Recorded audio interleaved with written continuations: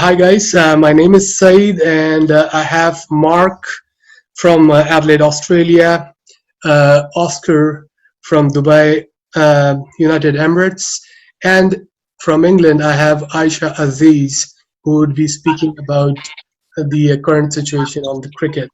Hello everybody. Hello. Nice to meet you guys. Great. You So let's have a brief introduction about of each and every one by one. So Mark, let's hear it from you. How have you started? Like you have a very vast experience, a decent background pertaining to cricket, and also would like to understand current engagements and how is it with cricket in Australia right now? Okay. So my background is I'm currently at the moment I'm 46 years of age. I played 12 years of first class cricket, which involved playing here in South Australia and playing with Worcestershire County Cricket. I finished my career playing a couple of seasons in England. I was also lucky enough to play Australia A and tour England and play with I was lucky enough and on that particular tour to tour with people like Ricky Ponting and Matthew Hayden and Justin Langer were on that particular tour. So talking about that makes you start to feel old because it's a while ago now. That was back in 1995. I know I'm feeling my age now. But I basically when I left cricket, I'd already started to get involved in coaching. It was something I wanted to do. I was passionate about. I really appreciated, I guess, the help and the information I received as a cricketer during my career. I also had an injury-riddled career too. I was a fast bowler and it made me interested in that side of the game too. So I also studied in strength and conditioning, which then allowed me to do various amount of roles in the high performance in South Australia, from anything from I did the second 11 team, obviously fast bowling coach, and I was the strength and conditioning coach for a couple of seasons. So I got to do different roles during my time there, and then for family reasons I left cricket to be involved in a business with my wife so she could have children, and it was actually good I'd walked out of high school into first class cricket, so it was really nice to probably just experience 9 to 5 work and get away from cricket for about 8 years to realise how much I missed it and appreciated it. And I slowly found myself working back in high performance, doing bits and pieces for the Redbacks here in Adelaide, as well as a local club here where I live called West Torrens Cricket Club. That I've now been coaching 4 seasons. This will be my 5th season coming up. That club has Kane Richardson and Callum Ferguson, Callum's played Test cricket and Kane's currently in the Australian one-day team, so we've got a couple of good names in our local club here. And I also am now looking to start my 3rd season as the head coach of the Darren Lehman Cricket Academy, which has been a fantastic experience. For those who don't know the Darren Lehman Cricket Academy, it's the summer program basically involves people from all over the world joining. They apply and get accepted into our academy here, and it goes for 20 weeks, 10 weeks pre-Christmas, 10 weeks post-Christmas, and they train Monday to Friday and get put with a local club on the weekend. And that's been a fantastic experience too. So I'm the head coach of that program, and I have staff underneath me. I've had Sean Tate be involved, and Mark Cosgrove, who's also represented Australia before and is currently still a county cricketer. So it's been so far a fantastic ride, but everything's up in the air at the moment because our country's locked down. So currently we're just organising and looking into how we can get these people from around the world into our country on time. Our program usually starts around October.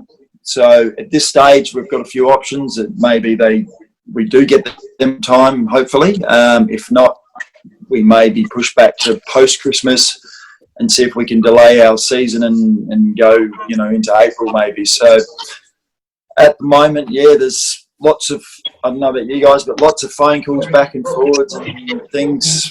Every day it seems like something changes. But I was just saying earlier, very lucky in Adelaide. I think we've had one case in the last 3 or 4 weeks.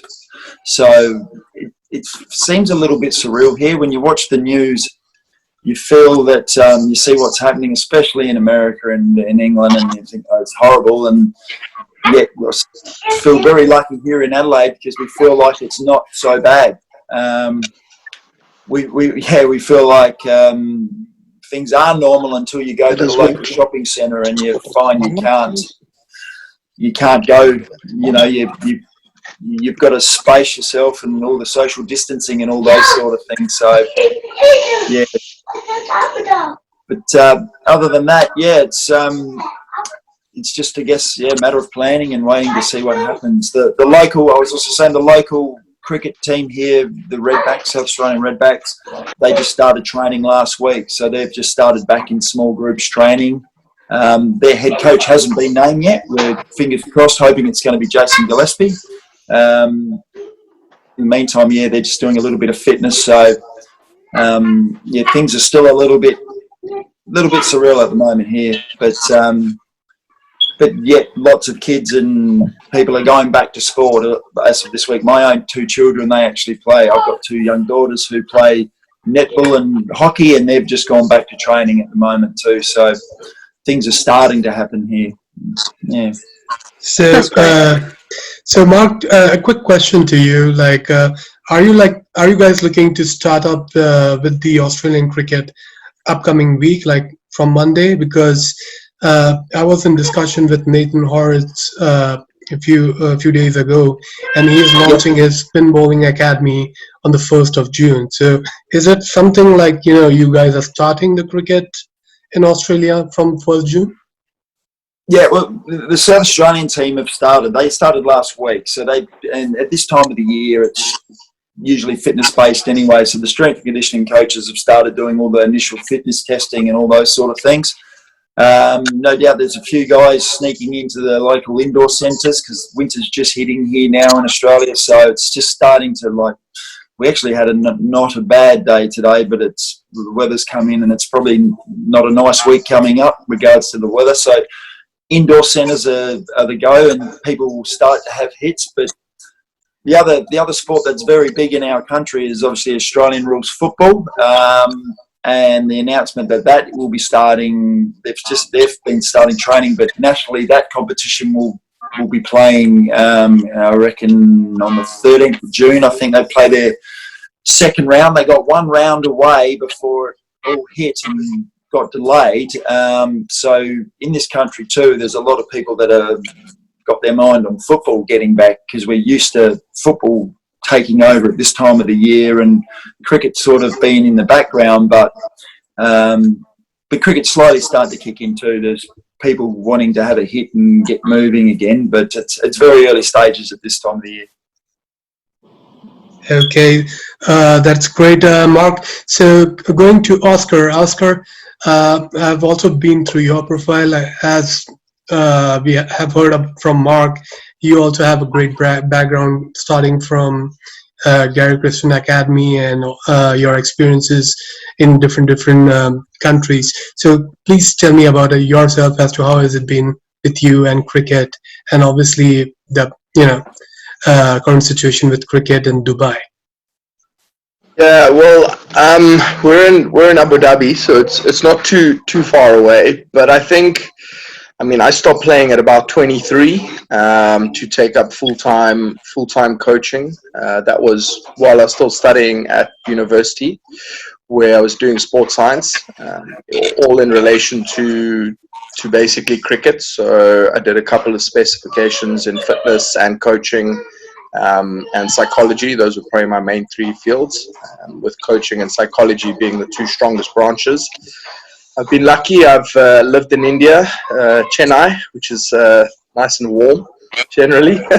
So that was good. I've spent some time in Bangalore. I've been fortunate to spend a little bit of time coaching in Sri Lanka, not long. And then I've been able to tour Pakistan. So that was also great. So I've done most of the subcontinent. Now in the UAE. I haven't done Bangladesh yet, so I don't know when I'll get across to there. But yeah, I think everything is just being geared towards coaching, and at whatever level that is, whether that's a beginner, whether it's a pro player, someone trying to play pro, guys ranging, most of my coaching is probably being kids or sort of 17 to 20, 21 as they're entering. And what's been nice in Abu Dhabi is I've had the chance to work with a couple of men's teams. So I run basically the state cricket for under 16, under 19, and the men's teams here, which has been quite nice. So, we're developing. Cricket in the UAE is developing. We've come a long way in the last few years. So we'll sort of see where the space goes. We have our challenges, unlike other countries. When you're 18 here, you have to leave unless you have a job.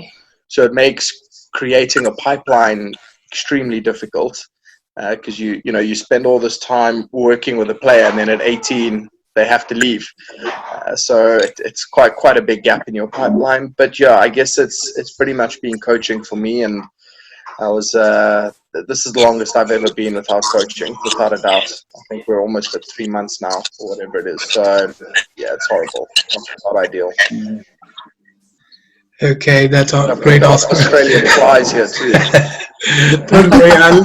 Don't worry, I'll edit it out. Don't worry about that. So, Oscar, I do understand that you're working with Zayed Academy. Is that correct? Yes, that's correct. So Zayed is a big brand when it comes to the name of UAE. So, are there any kind of initiations or any kind of future activities or future forecasting towards cricket? Because you being with Zayed, and also that ICC Cricket Council is based over there itself. So it's more like two different bodies into same region which is located. So yes. I think what's difficult here in Abu Dhabi, Dubai specifically has a lot of academies and a lot more players, whereas in Abu Dhabi it's a lot quieter. We don't have the same volume amount of people, and maybe the same volume of people who play cricket specifically. So if you look at most of the kids, the kids under 18 that play cricket here will come from India, small portion from Pakistan, and then you'll have a couple of sort of Australian, New Zealand, South African, English players. Once you move above 18, the majority of cricketers are from Pakistan, Afghanistan. So it's quite interesting because culturally everything's it's completely different to what you'd have anywhere in the world. We are linked with Abu Dhabi Cricket. So for example, I'm employed by Abu Dhabi Cricket, but I run the Zayed Cricket Academy. So we hover around 300 kids. And then in terms of Abu Dhabi Cricket, we also have a lane which forms part of our emirate. So there's another academy up there. So we kind of we do our little part, especially juniors. We've started trying to get our youngsters playing, which under 10s, under 11s, get them going, including a lane, so that we can try and build that base within Abu Dhabi, and then obviously filter through to the UAE side. And we're lucky. We're a strong academy. It's probably one of the advantages of being one of the only academies. We've had a number of players play for UAE representative teams, and now we've got a couple within the UAE setup. So it is a strong academy. It's got a good name behind it, a name which no other academy can get. If you know anything about UAE history, that the name Zayed is very well protected. We were probably the last establishment to be allowed to use that name. It carries big weight. So we work closely with Sports Council. They're one of our main sponsors. So it's good. We'll see where everything's at in 5 years' time. Great. Hi, my name's Oscar Nahas. I'm the head coach at Zayed Cricket Academy in Abu Dhabi. We're here today to show you a couple of drills that can help take your T20 game, your T10 game, and your limited overs game to a new level. While batting, middle order players often come in needing to score for every single ball.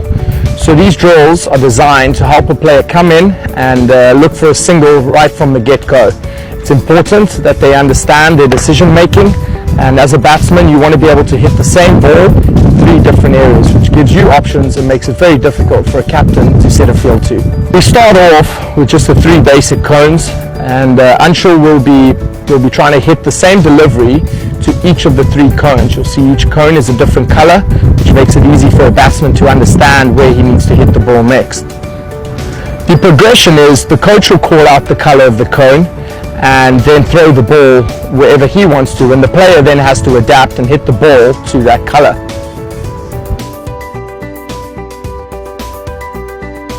The final progression is the addition of singles. The added sprinting will increase Anshul's heart rate and force him to bat under stress, still try and make correct decisions. Obviously the body gets tired and that influences the way a player performs. Thanks for joining us down here at Abu Dhabi Cricket and the Zayed Cricket Academy. Stay tuned for more drills, more information. Give us a like, give us a share, follow our social channels, or even better, get yourself down here and come and enjoy everything cricket has to offer. The ultimate cricket experience in Abu Dhabi. Great, Oscar. So let's move on to Aisha. Aisha, tell me something about yourself. I do understand that you have been. I do see your videos, and being a female cricketer, you are quite energetic. I keep seeing you running around, doing different kind of drills. So tell me about you. Thank you. How's it been? Well, my name's Aisha. I'm 21 years old. You probably know Pakistanis, Indians, all of us South Asians, we love our cricket. So I grew up playing cricket from a young age with my brothers. My sister is completely the opposite. So it was always me and my older brothers.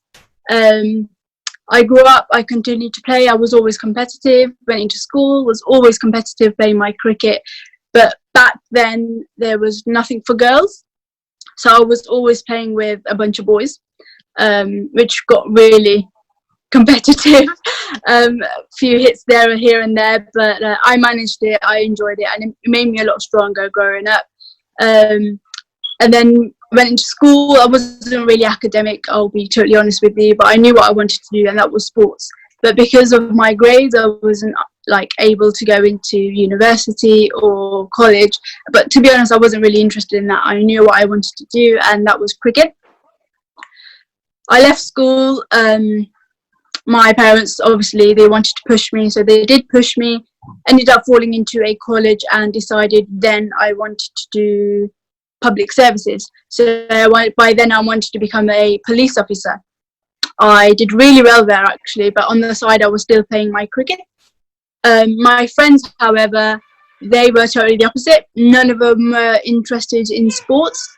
So by my teenage years, you get to that point where you do overthink a lot of things. Am I going to do this? Do I follow my friends? Do I listen to their advice?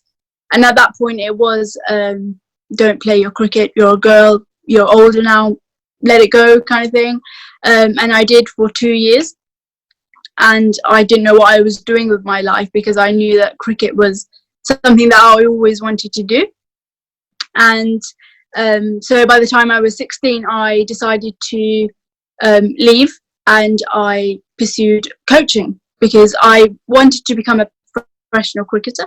But by then I don't know, I just kind of had that mindset still with my friends saying I'm a girl, let it go. So I just fell into coaching at 16 years old, been coaching for 5 years. So I've literally just been coaching loads of girls, trying to get them and push them to play cricket, to stay active, because it does play a really big role in our lives. So yeah, that's literally all I've been doing for 5 years, been coaching, trying to get kids more active, because I'm sure you're aware a lot of these kids nowadays are really, their heads are so in technology with their iPads, phones, and it's really hard to get them outdoors. And seeing that, honestly, it kind of does break your heart. So my goal by 16 onwards, was to kind of get all these children active. And sorry. By then I kind of just I just told myself that I was going to keep getting children active, as I once was as a child. My parents pushed me. They never stopped me. As a South Asian child, I was one of the lucky ones. And yeah, so my mum and dad was like, if you're going to do it, do it. All the best to you. And now I have my own little cricket academy, which I have boys and quite a few girls, which really makes me happy because I didn't have that. And I have the girls who feel really safe having a female coach, and that's what I kind of wanted to aim at. And I feel like I've done something good there. I mean, if I didn't become a professional, then I knew that this is what I wanted to do, to kind of be a really good coach for these young girls and trying to get them active. And I have, thankfully, I do have a few girls that are headstrong and can really get somewhere. And yeah, that's literally all I've been doing. Left school, coaching. I want to be, my aim is to take my coaching international. Bit optimistic, but try and get some, do my level 3. So I've done my level 1, my level 2 ECB, and working on my level 3 to see what I can do from there. And hopefully get into a little small district county and coach them here. Yeah, and just see what I can do with my cricket here. Great, Aisha. That's very great. So I do understand the challenges which you might be facing in cricket with the United Kingdom, also because of the current pandemic. And I was there in 2016 in Oxfordshire, wherein I was trying to, I was a part of Chance to Shine, and I'm not too sure whether Mark and Oscar is aware about Chance to Shine. It's a very great initiative which they have done to kind of promote cricket, because cricket was kind of fading away from United Kingdom before Chance to Shine came into the picture, and they kind of initiated backyard school cricket kind of a thing. So that's a great initiative which they did. So I'll be sharing my screen to show you something which is kind of bothering every cricketer right now, be it professional, non-professional. Just give me a heads up if you can see my screen.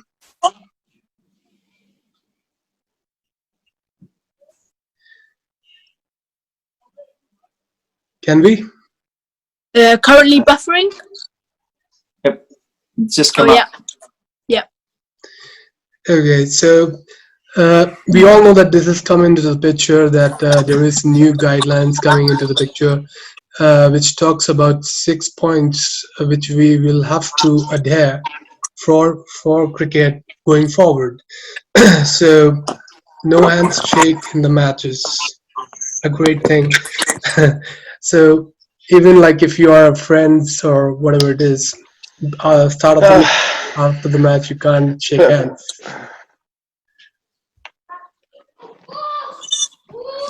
Yeah, that's. So second point, no hugs or celebration after wickets. So celebrations of Dale staying, everybody goes for a toss, and the umpire will not hold caps in sunglasses. So the fashion or styling goes for a toss again. And the most important point, which I've been discussing with various cricketers, is no use of saliva on the ball. So that is an important point which I'll be discussing. And again, another point, 14 days isolation before any series. That goes for all the professional cricketers. So 14 days isolation. So if you want to play cricket, you need to go first quarantine and then play cricket. So, and the last point is special training for the bowlers, which I really don't know how does that come into the picture. But let's discuss this. So my concern point is number 4, that is no saliva. So the thing is, we do understand that cricket, as it is maturing towards the new era or the new generation, it is kind of taking the game away from the bowlers. So there are new batsmen, there are talented batsmen coming into the picture. There are good willows coming into the picture. Sometimes the stadium sizes are being smaller, lessened up. So all those kind of criteria put the medium pace bowler or the speed bowlers on stage. So normally when you have the playing 11s, it is first it used to be like you used to have at least three pace bowlers, but right now because of spin bowlers coming into the picture or good batsmen who are doing good with their good willows, so the team prefers to go for all the spinners. So that's where the concern is: how would a medium pace bowler do reverse swing without shining the ball if saliva is not allowed? So Just on that, we have been told though they can use sweat though. no, that is something which has not been defined. You cannot, touch the ball to your body. That is what they want to do.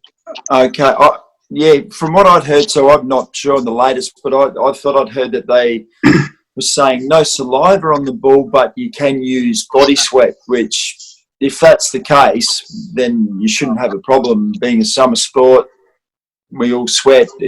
Obviously, it's going to come more from the bowler because fielders standing in the slips aren't going to be sweating, but potentially it might not be too much of a problem depending on what weather conditions you're playing, if you can use your own sweat. But I thought the latest was they were going to allow people to use sweat but not saliva. ECB recently just released something on their rules. One of them was not to use your sweat or saliva. It shouldn't come in contact with the ball. So I'm just assuming that in matches that is what they're aiming to avoid: sweat and saliva on the ball. So yeah. So let's go one by one. Like, Mark, what do you think? Like, would this kind of effect, or are there any alternatives to what these pointers which have come from the ICC guidelines? Yeah, well, look, there's a couple of problems. One is that I know if I was still playing cricket and I was, in my 12th season, now natural habit would take over, and you, not even thinking, you could accidentally put saliva on the ball because it's something you're used to doing. It's going to be very hard for the older cricketers who have been doing it their whole careers to not accidentally do it. That's one concern. The other one is if you can't put sweat on a ball, well, I mean, some people sweat more than others. And, I've played cricket with guys that would be dripping wet at the top of their mark, and they're going to get sweat on the ball regardless coming off their hands. So, it's going to be a tricky one. Like, at what level do the umpires say, I think someone's got sweat on a cricket ball? Do they then start talking about changing balls over? It's a concerning one. As I said, the last thing I heard, I thought they were going to allow sweat, and I thought, well, if they allow sweat, not a problem, but if they're not going to allow sweat as well, it is a real concern, because it's the game at times can be dominated by batters enough as it is. If the ball's not moving, it's going to change everything. So I'm not sure. The next step is they're talking about coming up with some kind of lip balm or using some product on the ball that they will deem legal for the fielding team. So maybe that's the next step. Do they look into usage of a lip balm or something? How that would work, I don't know. It's going to be interesting times. There's a lot of things up in the air, isn't it? Right, Mark. So the thing is, like, I was discussing the same thing with the other cricketers as well, and what I was, thinking towards this, like, if they are taking away the reverse swing from the cricket or from the bowler, then what are they giving to them? And if not, then what the alternate options are? They're going to come up with something like what we do with new balls and the balls which are out of shape. So, like, when you evaluate with the umpires that, okay, sir, see, the ball is out of shape, can you change the ball? So can they stop those shined balls, the half shined ball, so that the swing can be there into the picture, using the power play kind of scenario? Like, okay, from X amount of overs till X amount of overs, you are not allowed to use that ball. So that was a kind of a perception which I was thinking about. But then this particular thing is a major concern because I do understand the place from where you come from. Pitches are really bouncy. The pace does it Yes. all, and it's very even Steven kind of thing over there. But where the place like India, where you have pitches like mirror, and the ball is not going to bounce over your knee roll, the batsman is going to tonk you each and every day. So the pace bowler has no options at all as to if he loses the shine of the ball, then he's totally out of the picture. So then there Yeah. are chances that team might say, okay, we don't need two pacers or three pacers. We'll only go with one specialized pacer, and rest all of them can be a spinner. Yeah, but if I could just add too, even over in Australia here, mate, in domestic cricket, post Christmas, the last few seasons they've introduced the Duke ball, and it's interesting. 4-day cricket over here, pre-Christmas, some big scores are made, and sometimes draws. No results. Teams can't take 20 wickets. Post Christmas, when the Duke ball's used, there's always results, and the ball starts swinging around, and games are, there's results in 2.5, 3 days all the time. So it just proves, even in Australia here, if the ball moves, you'll take wickets. Batters hate the ball moving, and if you take movement out of the game over here, yes, our wickets are bouncier, but the good batters will destroy bowlers over here if they don't move the ball. So yeah, it's such an important part of the game. Just another point added, what Zayed said and what you said, Mark, as well. Bowlers won't be able to get rid of all that sweat. They won't be able to avoid, getting all that sweat on the ball. If like you said, Zayed, if they can ask the umpire to swap balls, how many balls in a game are they going to have to get through? If it doesn't make sense. If in county cricket here, they won't be starting until August, and that's a shame because our cricket kind of ends in August. So how many games are we going to get in August with bowlers, swapping balls every over? How many balls is a bowler going to have to get through? Yeah. It's really. It's more, Aisha, it's more like specific overs. I'm not saying each and every over. So we are talking about specific rules like power play. So if there is a power play from 1 to 15 overs, so the medium pace bowler will get a chance to bowl somewhere close to the depth over. Let's say in the 1-day game, it would be close to the 45th over, wherein the pace bowler can come into the picture. So it may have some kind of option to the pace bowler to do something with it. Otherwise, if I talk about batsmen with the likes of Rohit Sharma or Kedar Jadhav or some Hardik Pandya, these guys who are located close to my region, they are going to show you all around the park. So the pace bowler will shred his entire spine out, but then there's nothing out for him. Yeah, it's got to be frustrating for a bowler, regardless. It's frustrating regardless in a normal before the pandemic. So imagine all this chucked onto the bowler. It's going to be crazy. It's going to be I don't know what to say about what's going to happen in these games. Yes, and what about you, Oscar?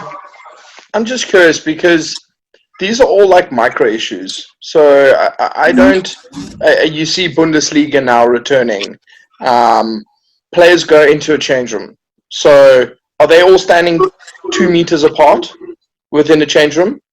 And your cricket kit's all 2 meters apart within a change room? And when you get on the bus, every time you get on the bus, you're going to get on the same chair. You can't touch another chair that anybody else has touched because they might have it. And what is the point of the 14-day quarantine period?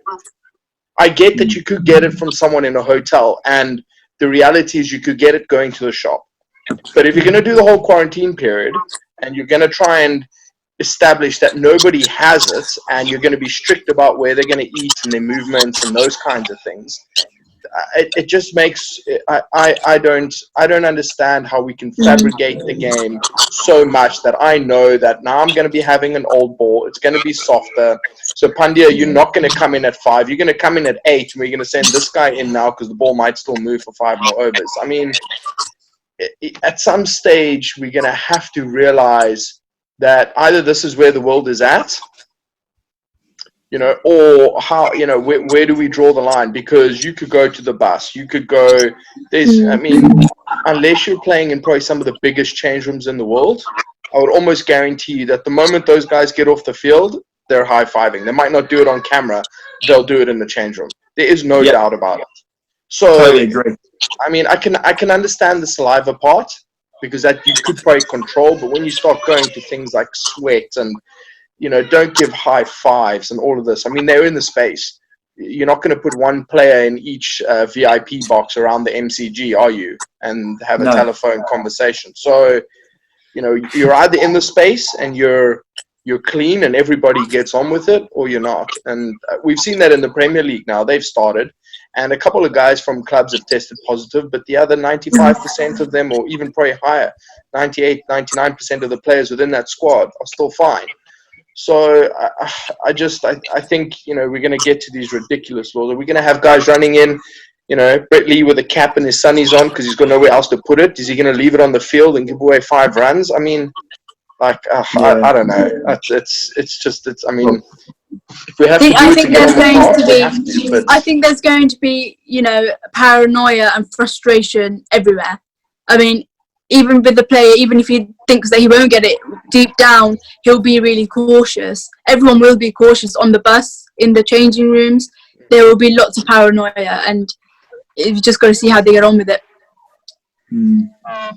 Right. So, moving forward, the second part of our discussion would be about Maharashtra cricket. So, I do understand we all know about one guy who is representing India right now, which is Kedar Jadhav. So, I'll share you the screen again, and just give me a heads up if you can see his profile. There we go.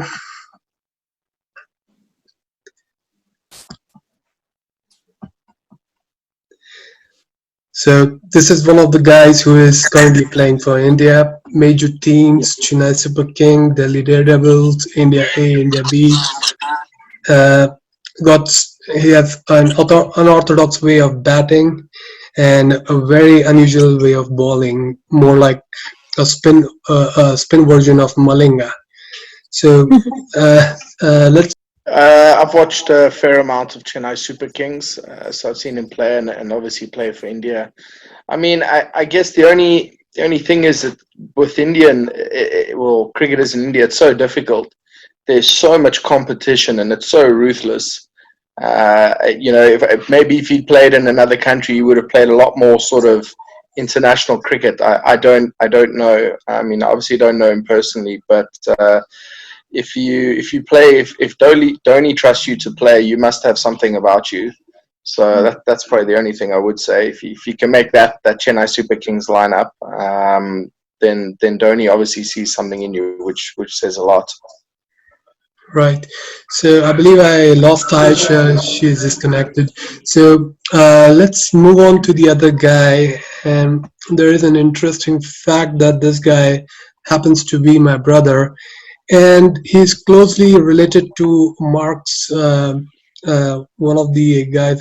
I don't know if Mark knows Sean Williams. Have you ever come across Sean Williams? Yes, I do know Sean very well. Yes. Yeah. So Sean grades this guy tremendously. Like, he has also been tagged by Yuvraj Singh as the junior Mitchell Johnson. So. Obviously happens to be my brother, and he is the highest wicket taker of Maharashtra. So just looking at the numbers, I would like to know your take on him, Mark. You're just having a quick read. Sorry, I don't know him very well. I left on that. I'm just talking in terms of the numbers. Yeah. Oh, look, statistics fantastic. It's interesting, isn't it? because as Oscar said, you know, depending on timing and when you play and where you play at different countries, it's opportunities change. I see it here in Australia every year. Guys in our local competition can make thousands of runs and not get a state contract, let alone the following year someone may make half the runs and there's a contract available. And it's all timing and luck. And at test level too, guys seem to get more chances than others, and it's about team balance and timing really. And well, obviously without knowing very much about your brother, you know, he obviously was a very good player, and you know, is at 35 years of age too. So like he possesses 400 wickets behind his career, and a lot of his mentoring was done with Sean. And when Sean Williams actually was the cricket coach of Maharashtra Cricket Association way back, and he had a very great run with the team, and that's where all these nurturing talents came into the picture. So he is one of them. So that's good that Ayesha is back, and I have a female cricketer who is again based out of Maharashtra. I do understand that Oscar and Mark would also be aware of her, if I'm not. Just by looking at her, records, we can speak about it. Smriti Mandana, any clue? Mark, Oscar? No, It sounds familiar. So she's the opening batsman for Indian cricket team. Okay. So I would have watched in the World Cup final. in the World Cup, yes, she must have been. Yes. Oh, yeah, I do know who you're talking about. Yes, yeah. So your take by looking at her on her numbers, and obviously if you might have ever seen her play. Yeah, I can only briefly remember two from the World Cup, obviously, because it was recently. But yeah, obviously another talented cricketer. As I say, I haven't seen a lot, just only recently. But yeah, some good numbers there, aren't Mm. Right. they? And Yeah. Oscar? Yeah, I'm just going through her numbers. I mean, I've been following women's cricket. I haven't watched a lot of it, but that final was something that really made me stand up and take notice. If I'm completely honest, it really put women's cricket in a completely different light for me. And I'm just looking at her numbers. I mean, good strike rate at solid averages too. Again, I don't know a lot about the women's game. But you know, averaging over 40, over 20 in T20s, good strike rate. So, yeah, I mean, I think that women's cricket certainly got a huge future, huge future. Definitely. I totally agree. It does have a really, really big future. I mean, the kids nowadays might not see it, but that's what I'm kind of aiming to push out there, that girls, you can play cricket, and to kind of show that it's a lot more competitive that they think it is. And Smriti Mandana, I really enjoyed watching her. I think her highest score in ODI, from the top of my head, I think it was over 120 or 30. I can't really remember, but she is a special talent. It was, along with Elise Perry and a few others, I really enjoy watching her. She's one of my favourites, literally. Great. So moving on, I have few young kids who have some questions for you guys. So I have a question for you from a female cricketer. Her name is Shrishti. That is, she wants to ask this question to Aisha. Hello, good evening. I am Srishti Lagar and I have a question that being a girl batswoman, what are the routines or exercise to make my wrist and shoulders strong so that I can have a good bat speed and swing? For me, I would personally say work on your shoulders and your wrist speed. So a lot of, those weights and stuff. But bat speed doesn't necessarily come from all the workout that you do. It also comes from muscle memory and the things that you work on. So don't overdo it with your gym stuff. Obviously work on that, but also work on your muscle memory and all your bat speed and all the things that come with batting will come naturally, and it will always roll on perfectly from. Yeah, it will all come down naturally and perfectly. So keep Right. at it. Oscar, any add-ons to the question? Yeah, I think I've seen people put a whole lot of rice in a bucket, and you just put rice in a bucket and turn your wrists, go one way, go the other way. That gives your forearms a good workout. I would say something I quite like out the box thinking. I think when you want someone to understand a swing, get them to go play some golf. Or even baseball, and as you said, Aisha, about the flow, that's actually not necessarily just from the gym, but sorry, I don't know if you guys can hear, but I think my little one's busy batting in the hallway outside. He's 3 and he's dying in this lockdown. It's taking its toll on him.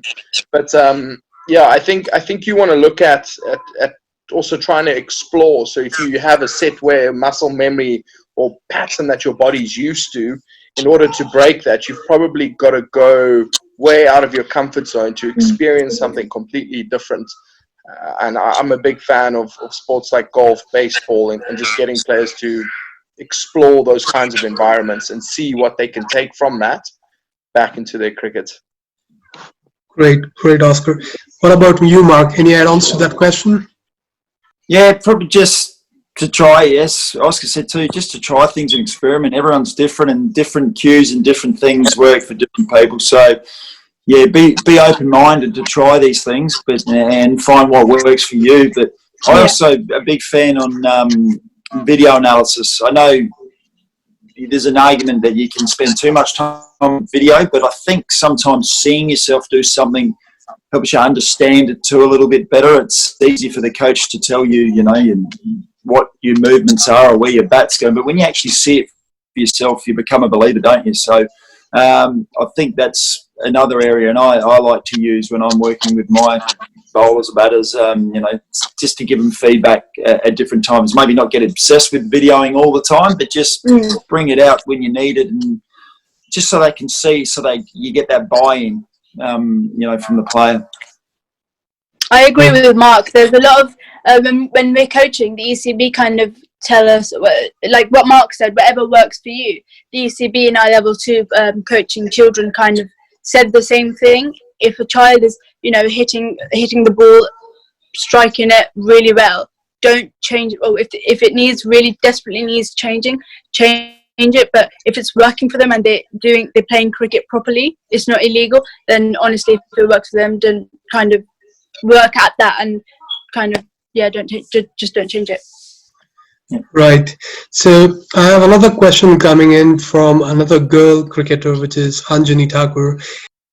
Hello, good evening. My name is Anjali Singh Thakuri, and my question is, do you recommend girls to play technically, wait for the ball and play under the eye line, or premeditate every ball according to the type of the bowler? I think what worked for me in my games personally was go with the flow, because I personally could never tell. The bowlers I was facing were all over the place. They would bowl completely different balls, and I would have to kind of guess shot selection, whichever ball I would face, I just kind of hit it. So with me, it was going with the flow. But like I said, whatever works for you, just keep your eye on the ball. And technical, you might need a bit of technical in batting, but just kind of go with the flow. But don't overthink it when you're batting, because it causes a lot of problems sometimes. Oscar? I just want to understand what I found in South Asia. They either talk very attacking, which is the premeditating part, or it's the technical part of balls under the eye, which is very defensive. I guess the one thing I would ask her is what kind of cricket she wants to play. Does she want to set herself up to play Test cricket, or does she want to go and sort of start out in T20 cricket? And from there, you're probably going to get your answer. But again, I agree with Aisha in that ultimately, whatever you want to play, you need a balance. And some bowlers you might feel good against, you can attack them. Some you might not, and then you need to know how to get a one, and that's when you got to play late under your eyes. Yeah. But I think a lot will depend on where she wants to go. And if she wants to play in the shorter formats, then you probably do want to be more aggressive, because that's, you know, you look at what they're doing now. Definitely. That's just natural. Great, great. That's the game of cricket now for these children, isn't it? Just whacking them. We don't coach block shots. We don't coach the block at all, and we don't coach the long barrier at all. Well, in T20 cricket, which is here in the UAE, we play T20, T30. If you're going down to do the long barrier, I'm telling my batters to run too. So I'd rather you go in, pick it up, get a run out. If you fumble it, you fumble it, but don't give away that extra one. I think I agree at some extent, because it makes the game of cricket more exciting for these children. Because back then, I did at one point think cricket was boring. I had my hands in my pocket, but this fast-paced kind of game for this generation is, I think, what's needed for them to be interested in the game. So yeah, 100%. Right, great. Mark, your view on that question? Yeah, as Oscar said too, I guess it's what format you're playing, depending on those things. But what I think is exciting about the game of cricket at the moment is you can practice all these things, and you know, when our players come out to our academy here, the exciting thing from a player's point of view and from a coach is that you can change it up each training session. It depends what format you're playing with.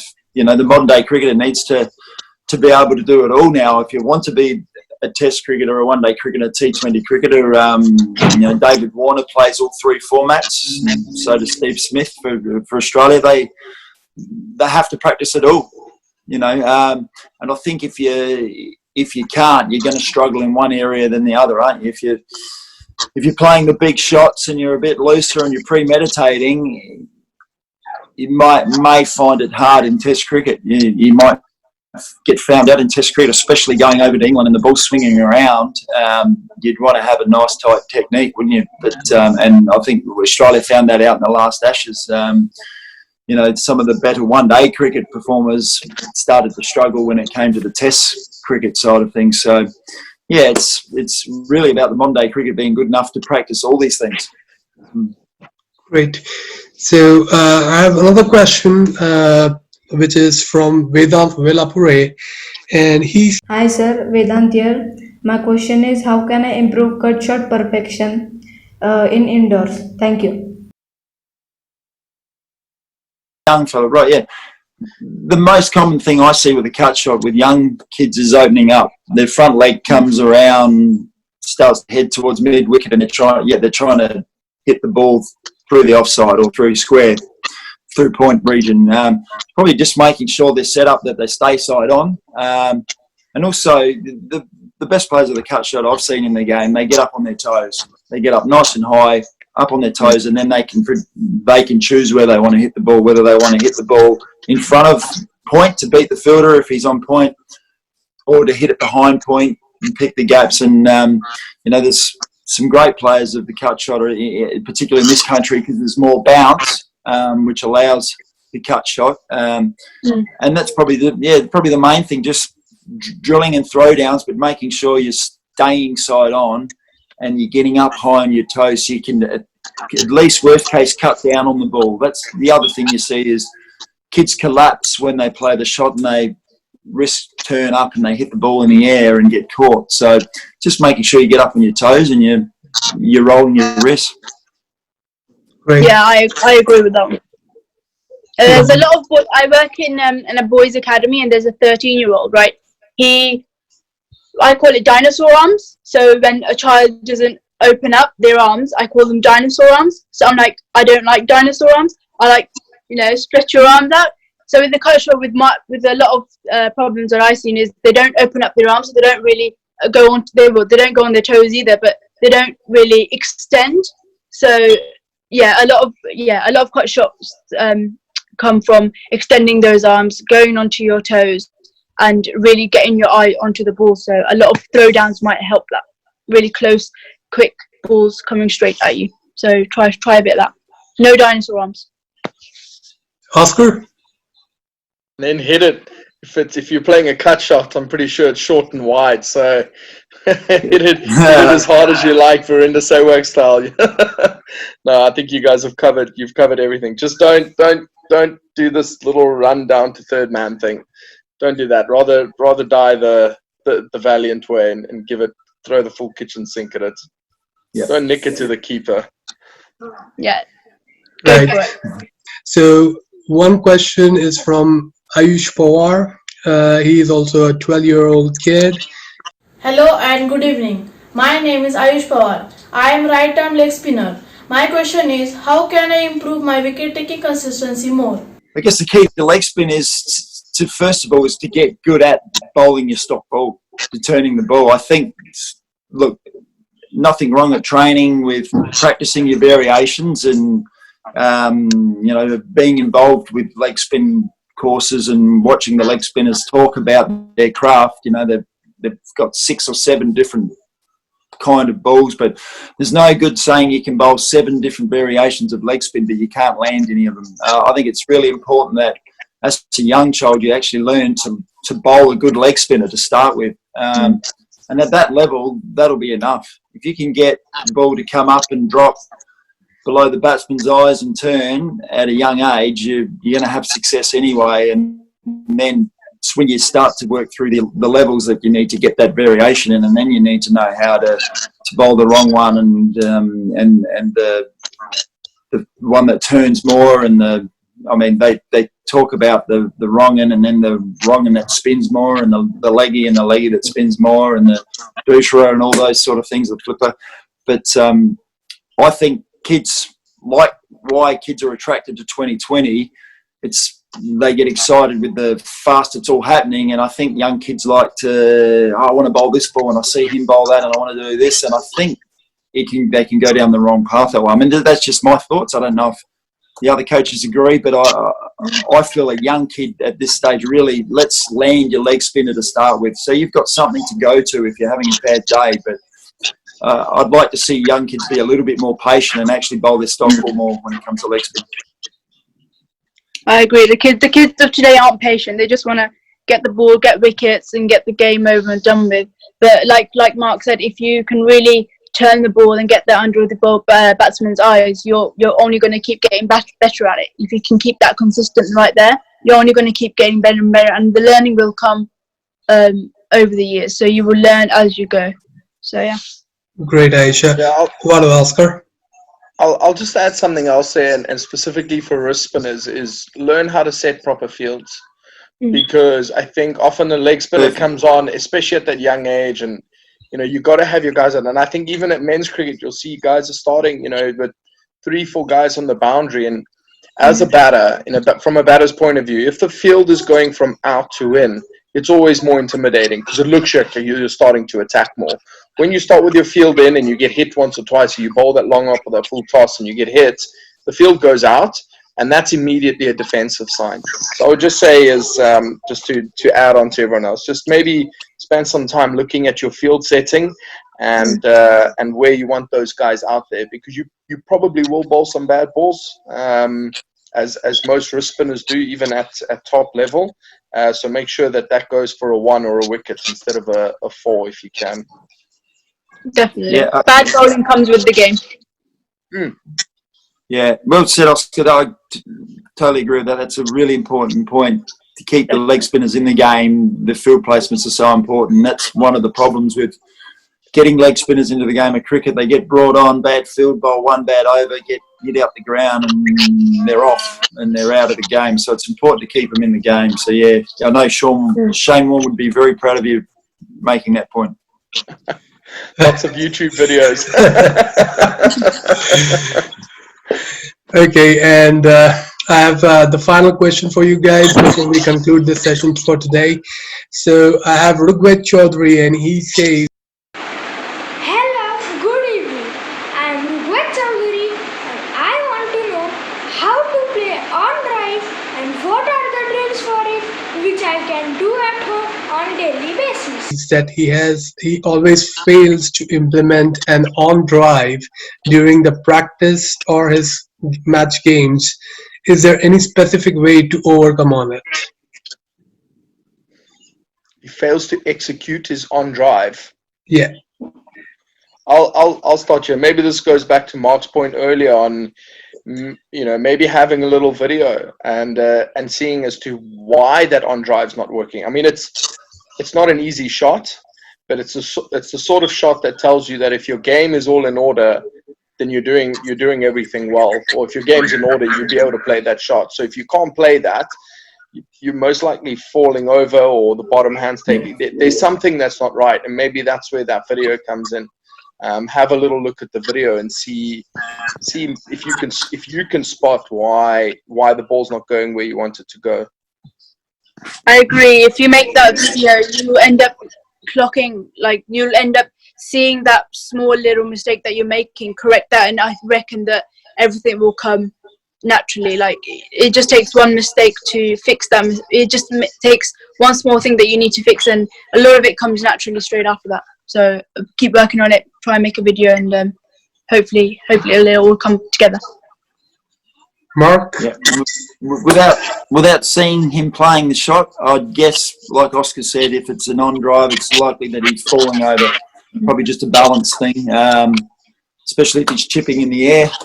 So, yeah, the best way to do that is video, or whoever's feeding him the balls, just to check where his headline is and if he's holding his stance correctly. So, yeah, pretty easy. Great. So before we conclude, I would like to hear the final words from all of you guys. So let's start with Aisha. How would you like to conclude this? Just keep going with your cricket. Keep at it. It is a good sport. It's not boring, and everything will come if you keep working hard at it. And yeah. Oscar? Yeah, I think let young kids experiment. Let them be free, and try everything that they want to try. And as they get older, let them be sort of find their niche about what they want to do. And just to everyone, hang in there. We'll be back, hopefully glove free and saliva free and everything free. But eventually things will find some kind of normality. It might be a new normal, but just hang in there, and hopefully we can watch some cricket soon. Mark? Hopefully. Yeah, look, I guess this has been a terrible time for everyone around the world, and not a nice thing, but I guess the one thing to take out of it for us from a cricket point of view is it's made us realise how much we love the game and how important it is to us. So, everyone hang in there. I can't wait to see some watching cricket. I've watched that many replays of games. It'd be nice to watch some new cricket. Look with interest to see how cricket gets back off the ground around the world. It's gonna be exciting when it starts again. So everyone take care. Yeah, thank you very much, guys. Thank you very much. And it was a pleasure talking to you, all of you. I would always want to stay connected with you guys and keep you posted with whatever is happening from my end. And if there is any kind of new engagements or initiation from my side, I'll keep looping you in, and perhaps we may connect for such kind of event again. Awesome. You're welcome. Thanks very much, mate. Thank you, guys. Lovely meeting you. Guys.